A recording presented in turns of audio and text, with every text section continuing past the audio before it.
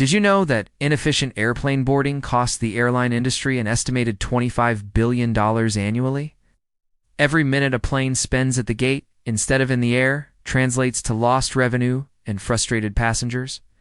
But what exactly makes boarding so problematic? When we board an airplane, we're essentially participating in a complex human choreography that few of us understand. Think about your last flight experience. The slow shuffle down the aisle, the awkward waiting as someone struggles with their overhead luggage, the dance of seat shuffling when you need to get past someone. It's a process that feels inefficient because, quite frankly, it is. The evolution of boarding methods historically, airlines used what might seem counterintuitive, random boarding. Passengers would simply line up and board in whatever order they arrived to claim their assigned seats. Surprisingly, this method was significantly faster than many of the organized systems we use today. This fascinating paradox highlights how intuitive solutions aren't always the most efficient. Today, most airlines have adopted either back-to-front boarding or some variation of window-middle aisle seating priority. The back-to-front method seems logical. Fill the back of the plane first to avoid crowding. But this approach creates a bottleneck effect as passengers stop to stow luggage, creating what efficiency experts call full-stop stows that bring the entire boarding process to a halt.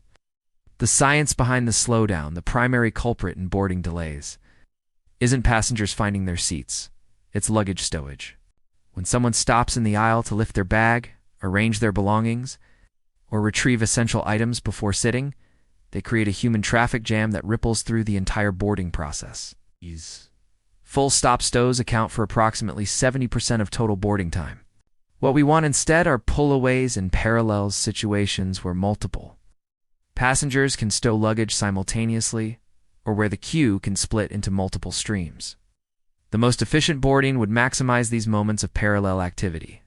Unfortunately, conventional boarding methods do precisely the opposite, creating a single file line where one person's delay affects everyone behind them. Class structure challenge first class and premium passengers typically board first, a practice that directly contradicts efficiency. This front-to backloading is actually the slowest possible method you could design if efficiency were your goal. Research shows that boarding from the front creates 25% more delays than other methods. So why do airlines persist with this approach? The answer lies in economics and psychology. Airlines offer priority boarding as a perk for premium passengers and loyal customers. This creates a visible hierarchy that helps justify higher ticket prices. Additionally, airlines need to accommodate families, passengers with disabilities, and other special circumstances that make perfectly efficient boarding impossible in practice. The theoretical perfect solution. In a perfect world, the most efficient boarding method would be remarkably precise. Passengers would board back to front in alternating rows. It's on alternating sides, starting with window seats. This ballet-like precision would maximize parallel activities and minimize waiting times, potentially reducing boarding time by up to 40% compared to current methods. However, this level of precision requires perfect passenger compliance, something anyone who has witnessed a boarding announcement knows is virtually impossible. Humans get confused, families need to stay together, and some passengers will inevitably misunderstand or ignore instructions. The perfect mathematical solution breaks down when confronted with human behavior. A realistic compromise. A more realistic approach might be a simplified version of the perfect method. Boarding by sections and sides, creating just 4 boarding groups. This compromise balances efficiency with practicality, potentially reducing boarding time by 15 to 20%, while still accommodating human needs and airline business models.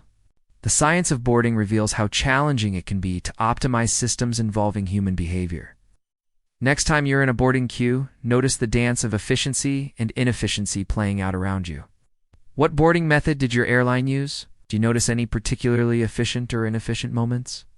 If you enjoyed exploring this everyday puzzle with us, join the Minecrafted community by subscribing for more fascinating analyses of the systems that shape our world. Share your own boarding experiences or thoughts on how this process could be improved in the comments below. And remember, sometimes the most intuitive solution isn't the most efficient one.